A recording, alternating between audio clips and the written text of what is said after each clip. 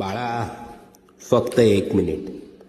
माझा हा संदेश चुकून तुझ्या समोर आलेला नाहीये. बाळा, आम्हाला माहीत आहे तू आतून खूप दुःखी आहेस. तू रोज रडतोय पण जगाला हसरा चेहरा दाखवतोस.